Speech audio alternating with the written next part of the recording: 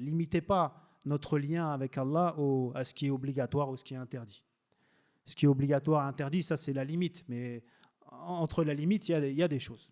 Et dans ce monde où on vit là, si on n'a pas ces moments-là, et des moments d'intimité avec Allah, al-khalwa ma'Allah, ça c'est très important, des moments où vous vous isolez et vous parlez avec Allah, mais là, pas des formules répétées en langue arabe, non, naturellement.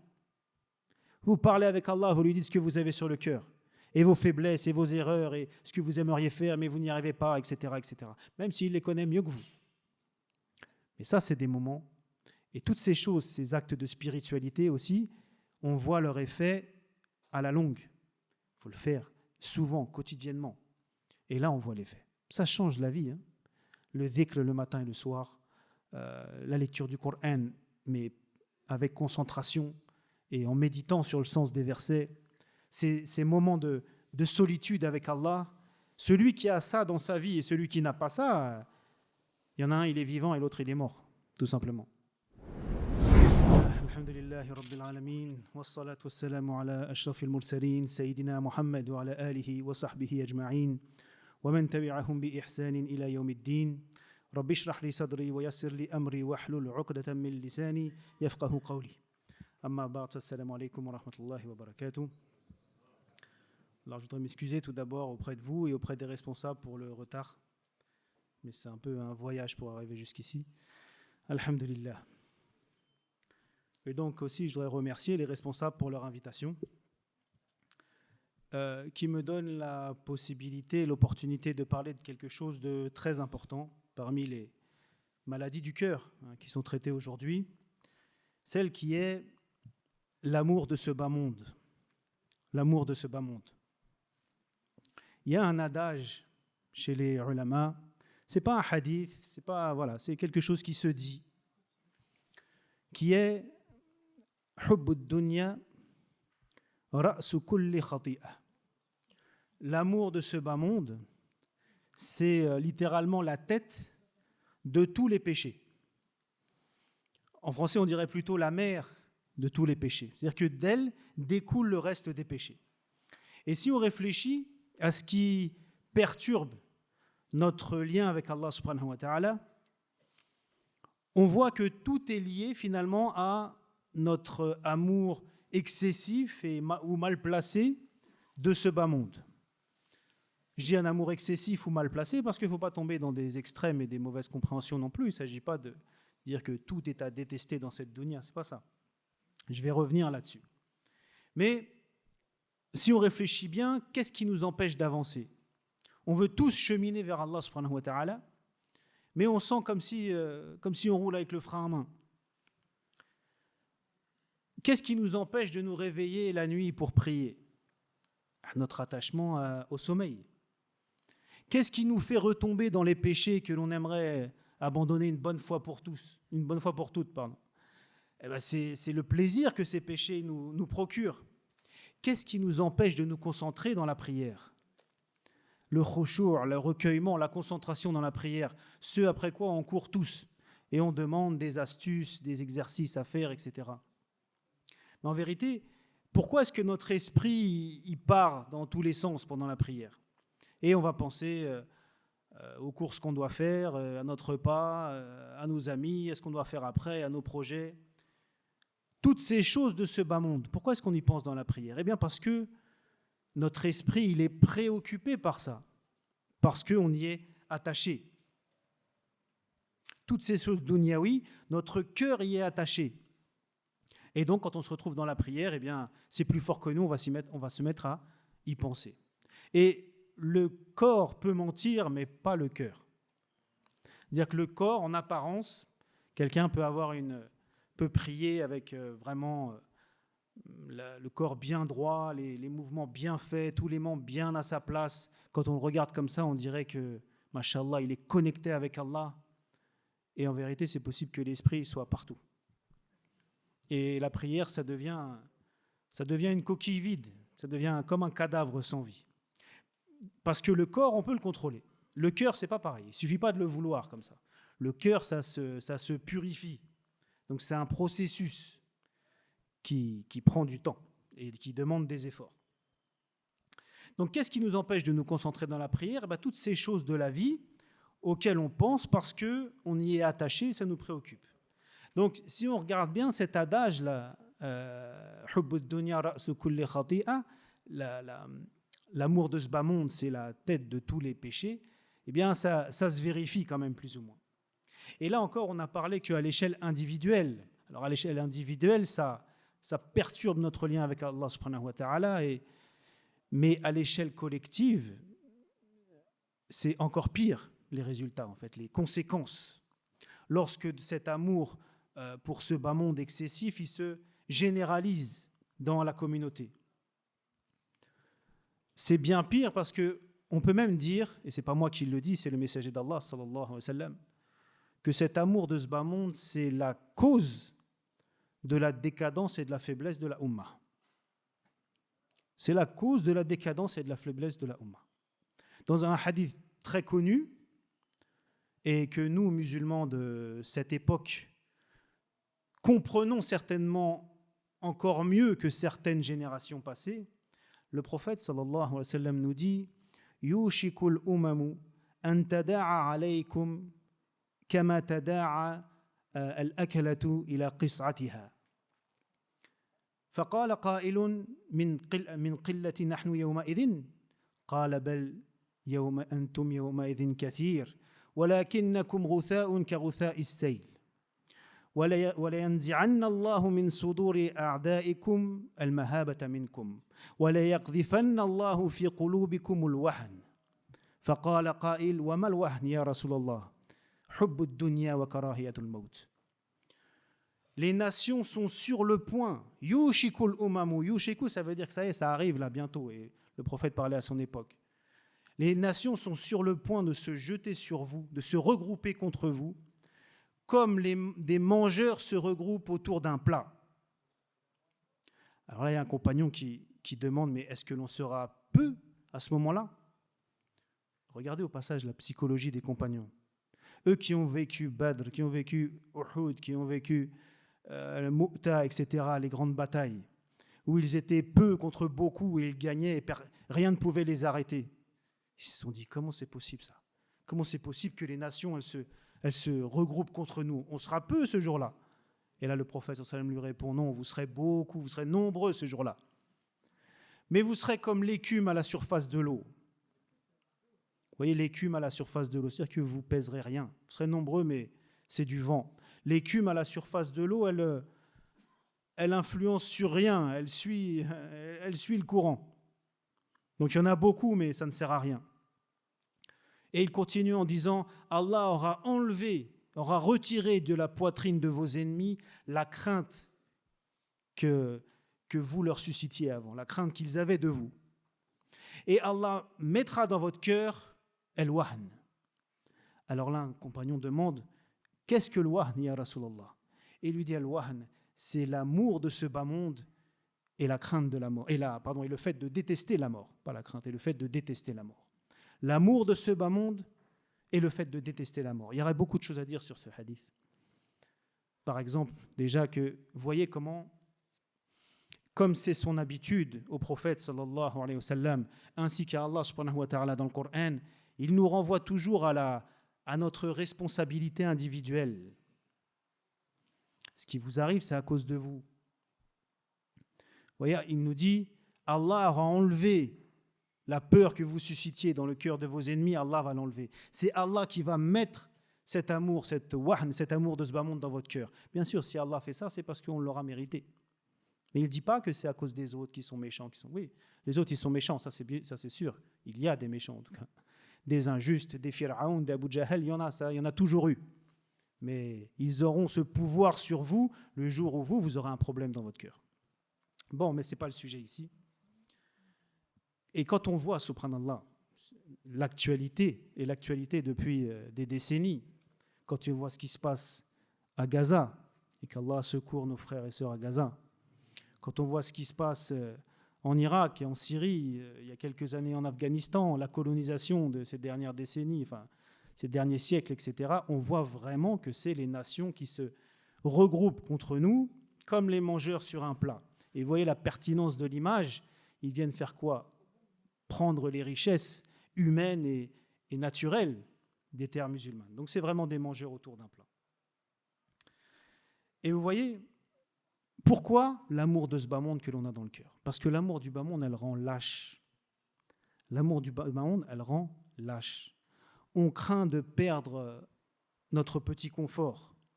On craint de perdre nos biens. Alors on va jusqu'à même renier nos principes, accepter l'inacceptable, se taire devant l'injustice, juste parce qu'on est trop attaché à nos biens de ce bas monde. Et ça, quelqu'un comme ça, c'est plus un homme digne. C'est quoi un homme? C'est quoi un bonhomme, comme on dit, hein? Le bonhomme, c'est pas le plus fou, le plus inconscient, le plus tête brûlée, non. Un homme, c'est quelqu'un qui a des principes nobles et qui est fidèle à ses principes, quitte même à devoir faire des sacrifices et sacrifier un petit peu de ce dunya. Et donc cet amour de ce bas monde, il rend fragile, faible et fragile. Et quand il se généralise à l'échelle de la Ummah, eh bien, c'est la Ummah toute entière qui devient faible et fragile. Bismillah. Parce que l'amoureux de ce bas monde, il n'est pas prêt à sacrifier un peu de son confort, un peu de son argent, un peu de sa popularité pour servir la vérité. Et ça, on voit quand les musulmans prient, jeûnent, mais vivent dans le confort et ils ne sont pas prêts à sacrifier un petit peu pour leur au-delà. Là, il y a un souci, ça veut dire quoi? Oui, ils prient, ils jeûnent, mais ça veut dire que ce qui est principal, c'est la dunya. Et le din, c'est accessoire. Je prie, je jeûne et tout, mais il ne faudrait pas que l'islam... il ne faudrait pas qu'il y ait un risque sur mes biens et sur ma dunya. Alors que Allah dit, Azza wa Jal, Inna Allah ashtara min al-mu'minina anfusahum wa amwalahum bi anna lahumul jannah. Allah a acheté des croyants, il les a achetés eux-mêmes, anfusahum, et leurs biens en échange du paradis. C'est ça normalement l'état d'esprit du croyant. C'est ça l'état d'esprit du croyant. Pour son lien avec Allah, pour son au-delà, il est prêt à tout sacrifier. Allah nous dit Qul inna salati wa nusuki wa mahyaya wa mamati lillahi rabbil alamin. Dis ma prière, mes rites, ma vie et ma mort. Quand on dit ma vie et ma mort, ça veut dire tout appartiennent à Allah, Seigneur de l'univers. Et donc, lorsque l'on parle de ça, et des richesses et des biens de ce bas monde, souvent on nous dit, mais il y avait des compagnons qui étaient riches. Abu Bakr al-Siddiq, il était riche. Othman ibn Affan, il était riche. Oui, en effet. Et ce n'est pas interdit d'être riche. Mais eux, quand il s'agissait d'aider l'islam, quand il s'agissait d'œuvrer pour leur au-delà, ils étaient prêts à tout donner. Ils avaient la dunya, ils avaient l'argent, mais comme disent souvent les savants, dans la poche, pas dans le cœur. Et quand il fallait choisir entre cette part de dunya et leur au-delà, ils n'hésitaient pas une seule seconde. On a l'exemple de la bataille de Tabouk, enfin l'expédition de Tabouk, finalement il n'y aura pas de bataille, mais qui devait être, se dirigeait pour aller combattre les Byzantins. Il fallait traverser la péninsule arabique, où la moitié, c'était dur, ça s'annonçait difficile. Le prophète leur demande aux compagnons riches de financer l'armée. Alors Omar ibn Khattab raconte, il prend de l'argent de chez lui et il l'amène au prophète sallallahu alayhi wa sallam, et il dit, je me suis dit cette fois je vais dépasser Abu Bakr al-Siddiq. S'il y a un jour où je le dépasse, ça va être aujourd'hui. Le prophète lui demande, qu'est-ce que tu as laissé à ta famille? Il dit, j'ai laissé la même chose. C'est ce que j'ai apporté, j'ai laissé la même chose. Donc il a amené la moitié de ses biens. Déjà la moitié de ses biens. Fi sabilillah. Et là, Abu Bakr al-Siddiq arrive et donne aussi de ses biens au prophète. Et le prophète lui demande, qu'est-ce que tu as laissé à ta famille? J'ai laissé Allah et son messager. Ça veut dire qu'il a tout donné. Et là, Omar s'est dit, bon, ce jour-là, j'ai compris que jamais je dépasserai Abu Bakr al-Siddiq.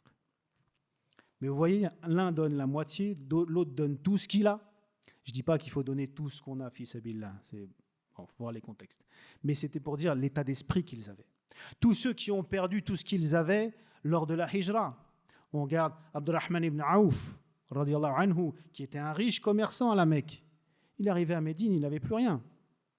C'est lui dont lorsqu'il y a eu la fraternisation, lorsque le prophète sallallahu alayhi wa sallam a procédé à la fraternisation entre les muhajirin et les ansar, les musulmans de la Mecque et ceux de Médine, chaque musulman de la Mecque avait un frère de Médine qui devait l'aider, lui partager ses biens. Son frère, le nom m'échappe, c'était Abdullah ibn Rabi', je crois, mais bref, son frère médinois lui dit, alors là aussi il faut remettre dans le contexte, hein, il dit voilà, j'ai 2 épouses, si tu veux, j'en divorce une et tu te maries. À l'époque, les mariages c'était un peu plus facile. Mais ça veut dire qu'Abdurrahman ibn Auf, il n'avait plus rien en fait. Et il lui a dit non, qu'Allah te bénisse, toi et tes biens, montre-moi juste où est le marché. Il est parti au marché, il a commencé à faire du commerce, il est devenu un des plus riches de Médine. Mais il avait laissé tout ce qu'il avait à Mecca, et c'est pareil pour d'autres. Suhaib al-Rumi, qui avait un armurier mécois, qui avait, d'origine d'ailleurs de Byzance, mais qui était arabisé, habitant à la Mecque, et qui avait gagné aussi une fortune. Les Mécois, les Qurayshites, lorsqu'il est parti faire la Hijra, ils l'ont rattrapé, ils lui ont dit si tu pars, tu laisses tes biens que tu as fait à Mecca. Là aussi, il a fallu choisir. Il pouvait revenir à Mecca et garder ses biens. Non, il est parti rejoindre le prophète sallallahu alayhi wa sallam. Donc vous voyez, ils étaient riches. Mais lorsqu'il s'agissait de leur foi, lorsqu'il s'agissait de leur au-delà, ils étaient prêts à tout donner. C'est exactement l'inverse du profil dont on a parlé avant. Une fois qu'on a dit ça, il faut préciser quand même. Il faut préciser à partir de quand l'amour de ce bas monde est blâmable. Parce qu'il ne faudrait pas tomber dans un extrême non plus. Allah nous dit dans Surat Al-Ma'ida, Ya ayyuhalladhina amanu la tuharrimu tayyibati ma ahallallahu lakum. Ô vous qui croyez, ne rendez pas interdit les bonnes choses qu'Allah vous a rendues licites. Dans Surat Al-Qasas, Allah dit à son prophète, Wa la tansa nasibaka min ad-dunya. N'oublie pas ta part de ce bas monde. Donc vous voyez, là aussi une petite parenthèse, vous voyez comme c'est important, quand on veut savoir que dit l'islam de tel ou tel sujet, de prendre l'ensemble des textes qui se réfèrent à ce sujet. Jamais prendre un verset ou un hadith et dire ça y est, Allah il a dit ça, donc il n'y a plus rien à dire. Oui, Allah il a dit ça, mais il a dit ça aussi. Et en fait, les textes se modèrent les uns les autres. C'est pour ça que c'est très important d'avoir une vision globale. D'où l'importance de se référer aux ulama, bien sûr, qui ont cette vision globale. Mais donc ça, ces versets montrent que tout n'est pas détesté, tout n'est pas on n'a pas à renoncer à tout dans cette dunya. Lorsque Hanzala et Abu Bakr as-Siddiq ont craint d'être des hypocrites, là aussi c'est intéressant de voir la psychologie des compagnons, comment ils réfléchissaient. Hanzala dit à Abu Bakr as-Siddiq, Hanzala est un hypocrite. Abu Bakr lui dit, mais comment, c'est grave, hypocrite. Pourquoi tu dis ça? Il dit, parce que quand je suis avec le prophète, j'ai l'impression de voir le paradis et l'enfer. Mais dès que je reviens dans ma famille, avec mes affaires, à m'occuper de mes affaires de ce bas monde, j'oublie un peu. Et là, Abu Bakr as-Siddiq dit, Wallah, pour moi c'est pareil. Viens, on va en parler au prophète. Regardez, juste ça, il se sentait moins soucieux de l'au-delà lorsqu'il s'occupait des affaires de ce bas monde. Ils ont eu peur d'être hypocrites. Nous, on fait des trucs qu'ils ne pensaient même pas faire, et on dit, t'inquiète pas, Allah, il est Ar-Rahman Ar-Rahim, je suis musulman de toute façon. Vous voyez la différence? Mais donc, ils sont partis voir le prophète, sallallahu alayhi wa sallam, et lui ont dit ça. Et là, le prophète leur a répondu, mais si vous étiez tout le temps dans le même état que vous êtes quand vous êtes avec moi ou quand vous êtes dans le dhikr, alors les anges vous salueraient sur le chemin. Vous seriez des anges. Walakin sa'a fa sa'a. Il a dit 3 fois, mais 1 heure, puis 1 heure.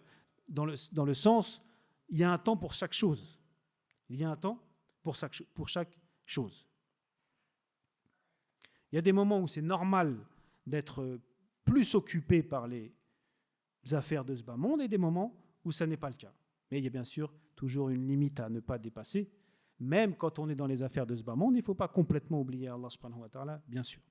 Et on a les histoires des compagnons que le prophète a réprimandés parce qu'ils s'étaient consacrés uniquement à l'adoration et ils avaient négligé leurs devoirs envers leurs épouses, envers eux-mêmes, etc. Donc il ne s'agit pas de vivre, de s'isoler dans une grotte et de vivre complètement cloîtré. Ça n'existe pas en islam, ça. Il n'y a pas de vie monacale en islam. Lorsque le prophète sallallahu alayhi wa sallam a reçu la révélation, il ne s'est pas mis en haut d'une montagne à faire que des invocations et des prières et du dhikr. Lorsque les compagnons, à la mort du prophète sallallahu alayhi wa sallam, lorsque les compagnons ont repris le flambeau, pareil, ils ne se sont pas isolés quelque part et fait que des adorations dans le sens de la prière et du dhikr. Ils ont bâti une civilisation, subhanallah.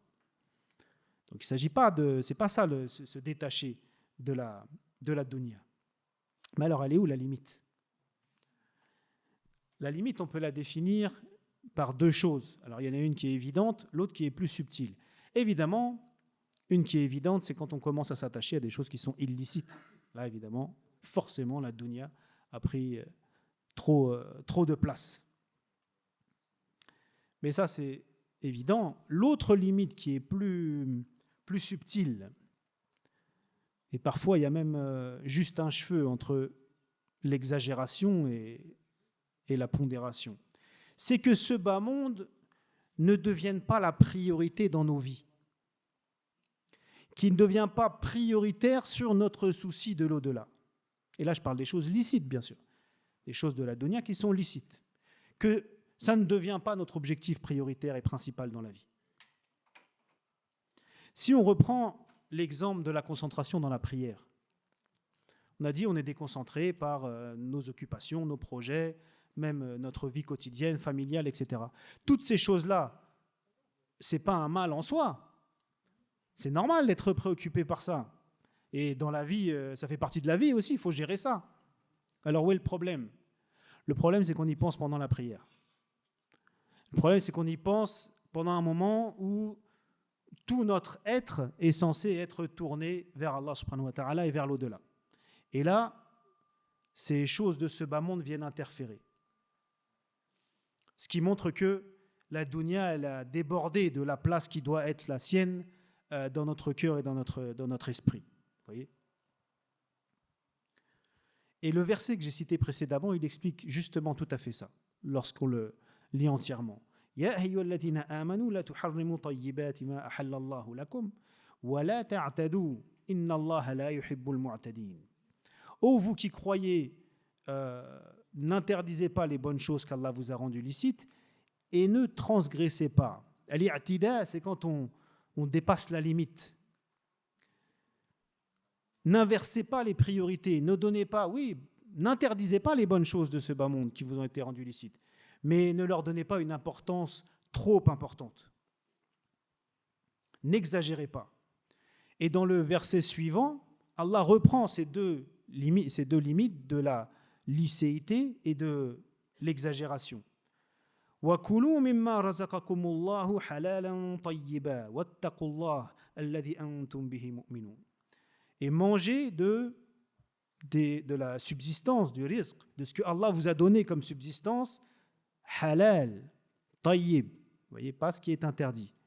Allez-y, mangez, profitez de votre subsistance, mais votre subsistance halal est bonne. Wattaqullah, et craignez Allah. Et craignez Allah. Mangez, profitez, mais attention, craignez Allah. N'oubliez pas Allah. Ne vous laissez pas éblouir par les biens de ce bas monde. Ne vous laissez pas emporter par cette vague-là.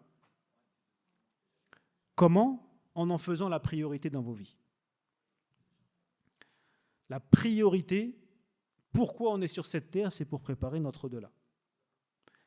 Les biens de ce bas monde, c'est secondaire. Et attention à ne pas inverser les choses. Attention à ne pas inverser les choses et de devenir, qu'Allah nous préserve, ceux au sujet duquel Allah nous dit الذين اشتروا الحياة الدنيا بالآخرة فلا يخفف عنهم العذاب ولا هم ينصرون. Ceux qui ont acheté, échangé ce bas monde contre cette dunya, eux, le châtiment ne leur sera pas allégé et ils ne seront point secourus. Qu'Allah nous préserve. Et c'est ça.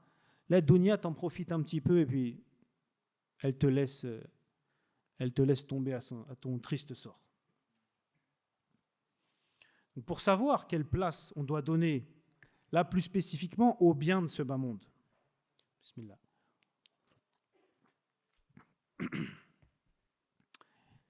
Il faut revenir à un hadith dans lequel le prophète sallallahu alayhi wa sallam utilise une image, bien sûr, très parlante. Et c'est exactement comme ça qu'il faut se conduire avec les biens de ce bas monde. Un hadith très court, mais on pourrait en parler des heures, rapporté par Al-Bukhari, dans lequel il dit « Kun fi dunya ka'annaka gharibun aw 'abiru sabil » Soit dans cette dunya, kun fi dunya, pas hadihi dunya, kun fi dunya ka'annaka gharibun aw 'abiru sabil. Soit dans la dunya, comme si tu étais un étranger ou quelqu'un de passage. Un étranger ou quelqu'un de passage. Et subhanallah, cette image, c'est exactement comme ça qu'on doit prendre la dunya. Parce que la vie, c'est un voyage en réalité. La vie, c'est un voyage. Un voyage vers, Inch'Allah, notre patrie d'origine. Vers la patrie de nos pères et de notre père et de notre mère. Adam et Hawa, le paradis, Inch'Allah. Dans ce bas monde, on n'est pas chez nous. Nous, croyants, alhamdoulilah, croyants et croyantes, on n'est pas chez nous. Et donc, on doit se conduire comme des étrangers. Ça veut dire quoi? Imaginez, vous êtes dans un pays à l'étranger. Vous n'avez pas vos repères, vous connaissez personne. Voilà, vous n'êtes pas chez vous. Et il faut, par exemple, trouver un logement. Est-ce que, si on vous montre un logement, vous allez chipoter ouais, mais j'aime pas trop la couleur des rideaux, là. Ouais, puis ça, c'est pas... Non. Ça, à la rigueur, chez nous. Mais quand on est à l'étranger comme ça, on va pas faire les difficiles. Quelque part, bien, propre, qui avec un toit sur la tête, alhamdoulilah, ça suffit, je suis pas chez moi. On est comme ça ou pas à l'étranger? Eh bien, c'est comme ça qu'il faut être dans cette dunya. Oui, il faut avoir le minimum quand même, comme on a dit tout à l'heure.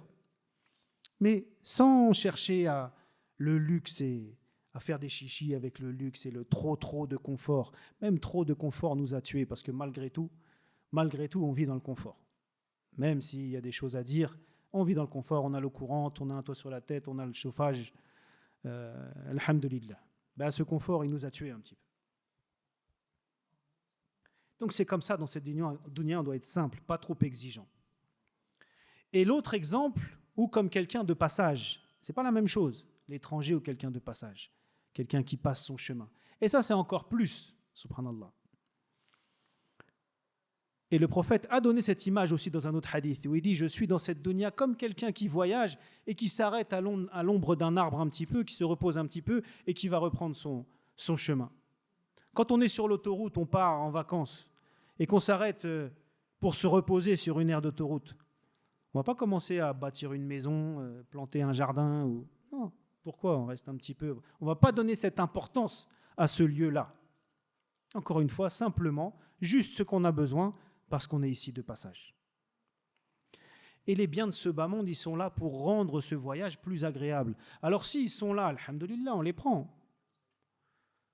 Si j'ai le choix pour voyager, d'avoir une bonne voiture récente, confortable, qui roule bien, ou alors une vieille voiture qui risque de me lâcher dans 500 km, bien sûr, je vais prendre la bonne voiture. Il ne faut pas être bête, il n'y a pas encore en islam de se priver comme ça pour rien. Bien sûr. Mais la voiture, ce n'est pas le but. Le but, c'est d'arriver à destination. Mais les biens de ce bas monde, c'est pareil. Quelqu'un qui passe sa vie à amasser les biens de ce bas monde et à rechercher ça, encore une fois, je ne parle pas d'avoir une vie digne, de donner un coup de main à ses parents, d'assurer à ses enfants un minimum. Ça, c'est le devoir de l'homme. Ça, c'est le devoir de l'homme.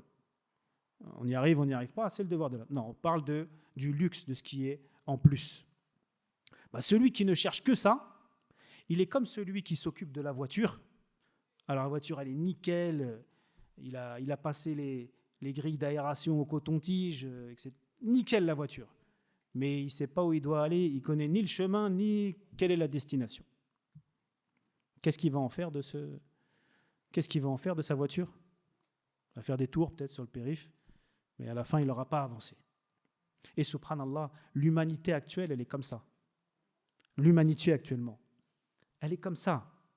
C'est-à-dire qu'elle est comme dans une voiture ou un bateau, ce que vous voulez. Elle connaît de mieux en mieux le bateau. Techniquement, elle sait de mieux en mieux comment il marche, etc., etc. Mais elle ne sait pas où va le bateau et elle ne sait pas à quoi il sert. subhanallah. Et on doit être, nous, très très vigilants. Parce que on vit dans un environnement, dans une société qui s'est mondialisée maintenant de toute façon, qui nous appelle constamment à ne penser qu'à cette dunya. Bien sûr, c'est une société matérialiste qui ne reconnaît pas l'au-delà, qui ne reconnaît pas la spiritualité. Il n'y a que ce bas monde qui compte. Donc constamment, on est appelé à oublier l'au-delà et à garder la tête que dans cette dunya. Et ça, depuis notre enfance. On ne s'en rend pas compte, mais même dans, évidemment, l'école, mais les films qu'on a regardés, les dessins animés qu'on a regardés, c'est partout. C'est pourquoi il faut absolument que l'on ait des moments de recueillement dans notre journée, de recueillement spirituel. Alors bien sûr, il y a la première chose, c'est la prière. D'où l'importance de faire les prières à l'heure. D'avoir 5 rendez-vous avec Allah subhanahu wa ta'ala comme ça, où on se ressource, où on se rappelle de vraiment notre but sur cette terre. Mais pas seulement les prières. Il faut qu'on ait un wird de dhikr, le matin, le soir. Une lecture du Coran avec concentration tous les jours. C'est absolument fondamental. Hein. Ne vous dites pas c'est quelque chose en plus, c'est pas wajib, donc j'ai pas besoin de le faire. Non, limitez pas notre lien avec Allah à ce qui est obligatoire ou ce qui est interdit. Ce qui est obligatoire et interdit, ça c'est la limite, mais entre la limite, il y a des choses. Et dans ce monde où on vit là, si on n'a pas ces moments-là, et des moments d'intimité avec Allah, al-khalwa ma'Allah, ça c'est très important, des moments où vous vous isolez et vous parlez avec Allah, mais là, pas des formules répétées en langue arabe, non, naturellement. Vous parlez avec Allah, vous lui dites ce que vous avez sur le cœur, et vos faiblesses, et vos erreurs, et ce que vous aimeriez faire, mais vous n'y arrivez pas, etc., etc. Même s'il les connaît mieux que vous. Mais ça, c'est des moments, et toutes ces choses, ces actes de spiritualité aussi, on voit leur effet à la longue. Il faut le faire souvent, quotidiennement. Et là, on voit l'effet. Ça change la vie. Hein. Le dhikr le matin et le soir, la lecture du Coran, mais avec concentration et en méditant sur le sens des versets, ces moments de solitude avec Allah, celui qui a ça dans sa vie et celui qui n'a pas ça, il y en a un, il est vivant et l'autre, il est mort, tout simplement. Et encore une fois, il ne faut pas juste se limiter à « j'ai fait ma prière obligatoire que je dois faire et ça y est, je l'ai fait, je me suis débarrassé de l'obligation et c'est tout ». Non, il faut aller plus loin que ça. Parce que vraiment, ce monde, il nous enfonce dedans. Regardez, tout ce qui fait penser à l'au-delà, c'est invisible ici. Même la mort. La mort, on ne la voit pas ici. Les cimetières, ils sont derrière des murs, on ne les voit pas. Regardez la différence, par exemple, avec vos pays d'origine. Dans vos pays d'origine, le cimetière, on le voit. Des fois, il y a des convois funéraires, on les voit bien, les gens sortent de leur voiture et se mettent debout, en tout cas dans certains pays. Bref, la mort, elle est là, quoi. Elle n'est pas niée. Ici, non. Elle est comme occultée. Et si on parle de la mort, les gens ils sont mal à l'aise. Mais pourquoi tu parles de ça? Parce que la mort, elle remet la dunya à sa place. La mort, elle remet la dunya à sa place. Elle rappelle que tout ce pourquoi tu te fatigues et tu te soucies, etc., ça peut, non seulement ça peut s'arrêter du jour au lendemain, mais ça va s'arrêter du jour au lendemain. Et ça aura servi à rien après. Tu t'emporteras rien avec toi. Et là, on voit en fait la véritable valeur de cette dunya. Le prophète, sallallahu alayhi wa sallam, appelait la mort hadhimul ladhat, celle qui détruit les plaisirs.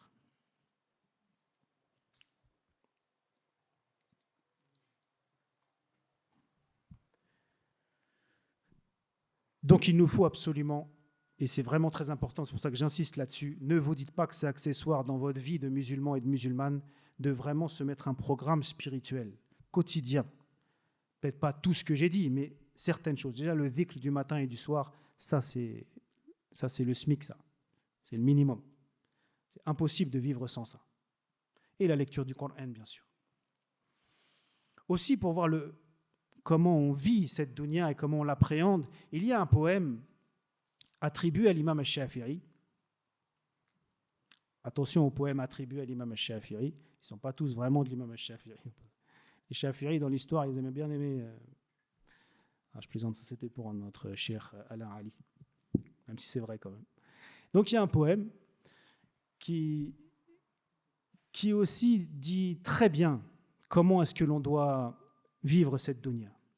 Il dit « Inna lillahi ibadan futana, taraku ad-dunya wa khafu al-fitana, nadharu fiha falamma alimu annaha laysat li hayyin watana, ja'aluha lujjatan wattakhadhu salih al-a'mal fiha sufuna » Il dit « Certes, Allah a des serviteurs brillants, futana, intelligents, brillants.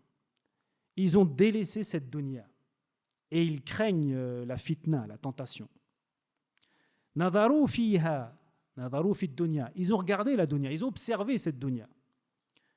Et lorsqu'ils ont su, lorsqu'ils ont compris, annaha laysat li hayyin watana, c'est-à-dire qu'elle n'est pas un endroit pour quelqu'un de vivant, mais dans le sens pour un cœur vivant, un cœur connecté avec Allah. C'est pas un endroit pour les gens comme ça. Donc quand ils ont vu que c'était ça, ja'aluha lujjatan, ils en ont fait une mer, un océan, la mer, l'océan. Wattakhadhu salih al-a'mal, et ils ont pris comme bateau pour flotter sur la mer les bonnes actions. Évidemment, vous avez compris, c'est un poème, donc c'est une image, mais une image que cette dunya, c'est comme la mer, et qu'est-ce qui leur permet de flotter sur l'eau? C'est les bonnes actions. C'est-à-dire que, comme le bateau, il se sert de la mer pour flotter, pour avancer, pour voguer, et bien de la même façon, celui qui est intelligent, il se sert de cette dunya, il s'appuie sur cette dunya. Pourquoi? Pour faire des bonnes actions, pour faire des choses qu'Allah aime et qui préparent son au-delà. Parce que pour faire des bonnes actions, on a besoin de cette dunya. On a besoin de vivre cette vie. On ne va pas faire des bonnes actions tout seul dans notre coin. Non, il faut qu'on vive. Eh bien, on se sert de cette dunya pour ça. Et c'est ce qui permet de ne pas se noyer dans cette dunya.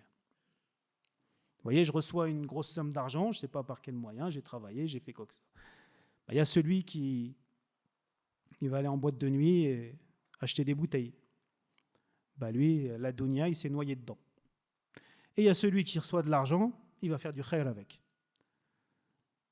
Lui, il a utilisé cette dunya pour son au-delà. Et d'avoir gagné cet argent lui donne l'occasion de se rapprocher d'Allah subhanahu wa ta'ala. Quelqu'un sait, j'ai jusqu'à quelle heure là? 10 minutes. Hors taxe.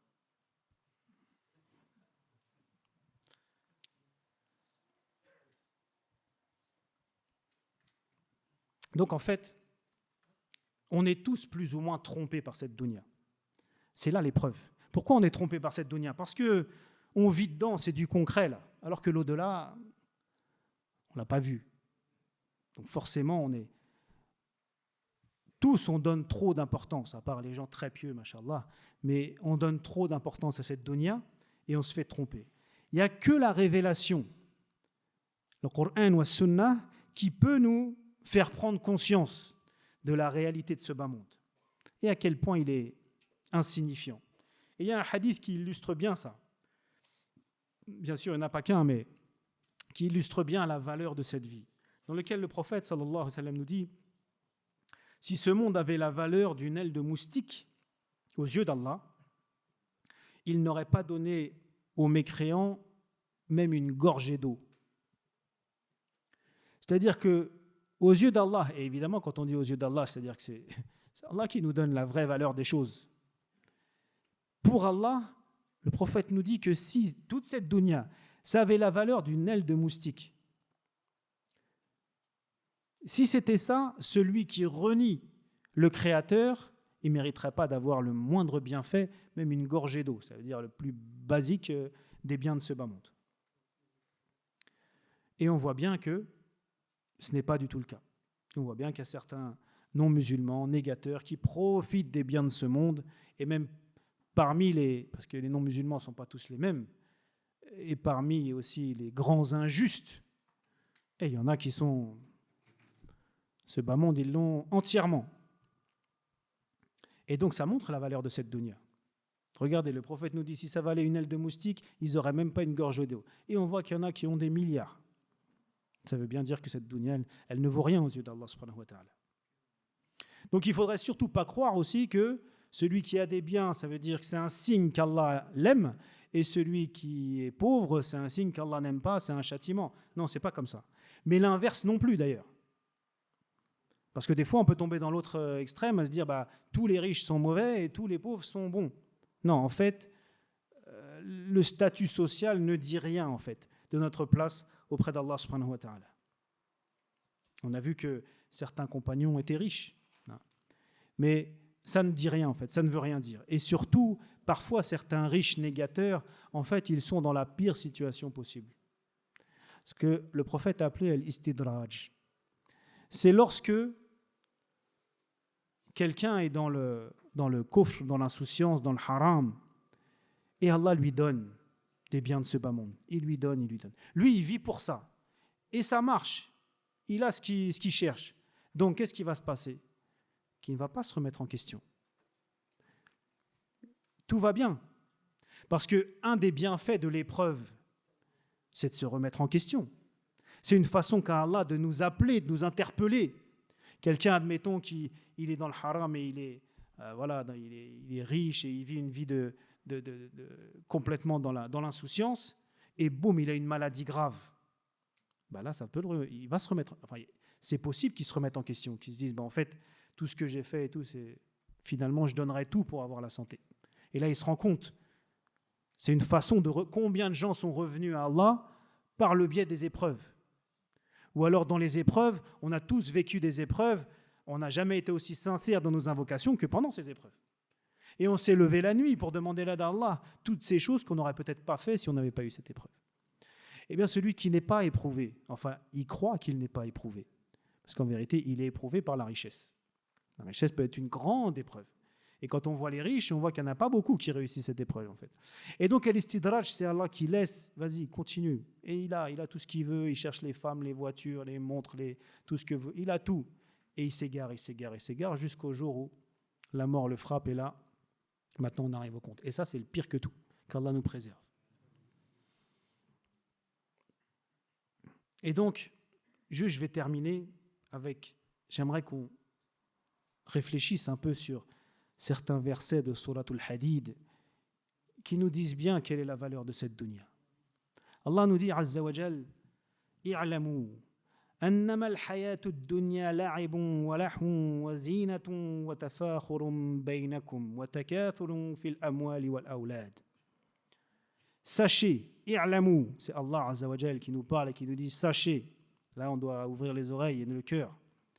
Sachez que la vie présente n'est qu'un jeu, la'ib.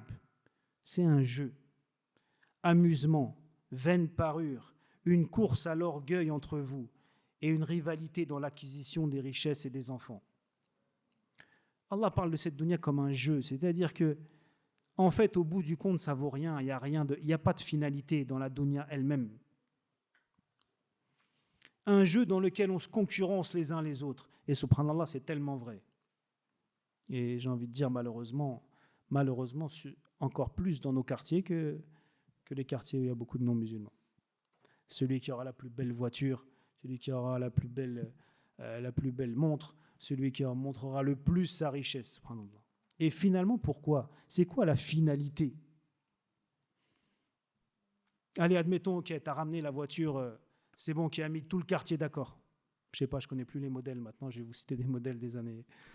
Mais voilà, la voiture, personne ne peut parler avec ça. D'accord, et alors? Finalement, ça t'a donné quoi? À part d'avoir attiré la jalousie et les faux amis hypocrites, à part ça, qu'est-ce que ça t'a apporté? Rien. C'est des futilités. C'est pour ça qu'Allah parle comme ça de jeu, de futilité. C'est du vent en réalité. Encore une fois, pas de confusion, je parle du luxe, du superflu. Gagner son pain, gagner son rizq halal, et même augmenter son niveau de vie si on part de bas, aider ses parents, mettre sa famille à l'aise, tout ça c'est un bien. Il ne faut pas tomber dans des extrêmes. Ça c'est un bien et il faut le faire. Parce qu'il ne faut pas se dire non plus, ouais c'est bon, je touche le RSA, et puis de toute façon, à la mosquée, il a dit qu'il ne fallait pas chercher les biens de ce bas monde. Non, non, non, non. Le minimum, il faut l'avoir. Mais on parle de ce qui est, enfin, il faut l'avoir, il faut essayer de l'avoir. Après, Allah donne ou il ne donne pas. Mais on parle évidemment d'être obnubilé par ça et consacrer sa vie à ça, à avoir des choses qui ne servent à rien. C'est juste l'idée qui fait envie. Ah, si j'étais le plus riche du quartier. C'est l'idée qui fait envie. Mais en réalité, celui qui y arrive, ça ne lui a rien apporté. Et on ne parle même pas quand il y arrive par des voies haram. Et c'est ce qu'Allah dit dans la suite du verset. Il dit كَمَثَلِ غَيْثٍ أَعْجَبَ الْكُفَّارَ نَبَاتُهُ ثُمَّ يَهِيجُ فَتَرَاهُ مُصْفَرًا ثُمَّ يَكُونُ حُطَامًا. Elle est en cela pareille à une pluie, la dunya. Pareille à une pluie. La végétation qui en vient émerveille les cultivateurs. Puis elle se fane et tu la vois donc jaunie. Ensuite, elle devient des débris. Oui, la dunya, c'est ça. Elle donne envie et elle brille. Elle fait « Ah, mashallah, la voiture, mashallah, les voyages, mashallah. » Ça donne envie. Hein, émerveille les cultivateurs. Ceux qui cultivent, là, évidemment, c'est une image, mais ceux qui ne font que cultiver leur dunya, ça les émerveille. Mais en fait, très rapidement, elle se fane et tu la vois donc jaunie. Et elle devient même des débris. Le plaisir de ce bas monde, c'est ça. C'est des plaisirs éphémères. On en profite quelques instants et après, ça n'a plus aucune importance. Et on est tous comme ça. Hein, quand on a eu envie d'avoir telle chose et telle chose, on s'est dit, si j'ai ça, c'est bon, ma vie, elle va changer. On l'a eu, on en a profité, et puis finalement, on est passé à autre chose. Comme les enfants. L'enfant, il veut un jouet, il veut un jouet, il veut un jouet, tu lui achètes le jouet, il joue une semaine avec et c'est bon. Après le jouet, tu le trouves dans un coin, il l'a oublié. C'est comme ça, et les adultes, on est pareil. Les biens de ce bas monde, c'est comme ça. C'est pour ça qu'on est constamment en train de courir après quelque chose qu'on n'aura jamais, en fait. Ah, je voulais le permis, j'ai eu le permis. Je voulais telle voiture, je l'ai eu. Je veux faire tel voyage, je l'ai eu. Après, je passe à autre chose, et à autre chose, et à autre chose. Et en fait, on court, et on n'arrivera jamais à être satisfait. Jusqu'au jour où ça y est, c'est fini. On a consommé tout notre risque, et notre vie, elle se termine, et on a couru après une ombre. Et ensuite, Allah nous parle de l'au-delà pour comparer. Et il insiste sur la nature. Donc il nous a dit, voilà, c'est quoi cette dunya. Elle donne envie et tout, mais elle se fane et elle devient des débris. وَفِي الْآخِرَةِ عَذَابٌ شَدِيدٌ وَمَغْفِرَةٌ مِّنَ اللَّهِ وَرِضْوَانٌ وَمَا الْحَيَاةُ الدُّنْيَا إِلَّا مَتَاعُ الْغُرُورِ. Et dans l'au-delà, en comparaison, il y a un dur châtiment. Ah, vous voulez risquer ce châtiment juste pour quelques plaisirs qui se fanent et deviennent des débris? Un dur châtiment et aussi un pardon et l'agrément d'Allah. Comment on peut échanger le pardon et l'agrément d'Allah pour quelques biens de ce bas monde? Et il insiste, et la vie présente n'est que jouissance trompeuse. Une jouissance trompeuse. Et ça revient très souvent dans le Coran.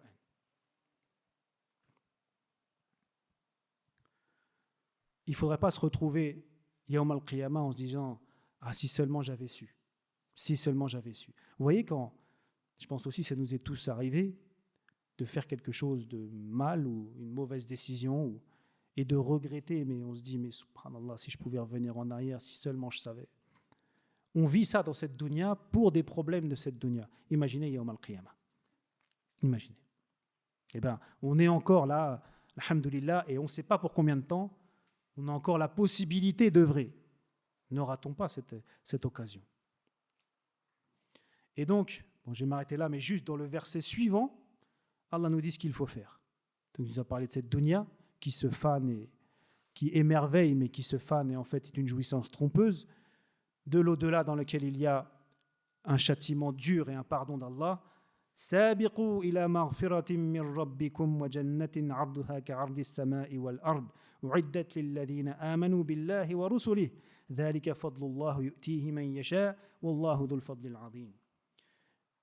Hâtez-vous, sabiqou, allez-y, précipitez-vous, hâtez-vous vers un pardon de votre Seigneur ainsi qu'un paradis aussi large que le ciel et la terre préparé pour ceux qui ont cru en Allah et en ses messagers. Telle est la grâce d'Allah qu'il donne à qui il veut, et Allah est détenteur de l'énorme grâce. Vous voyez, je vous ai présenté tout ça, maintenant œuvrez pour l'au-delà, aussi large qu'un au-delà, aussi large qu'un paradis, aussi large que les cieux et la terre. Vous voulez perdre votre temps pour cette dunya?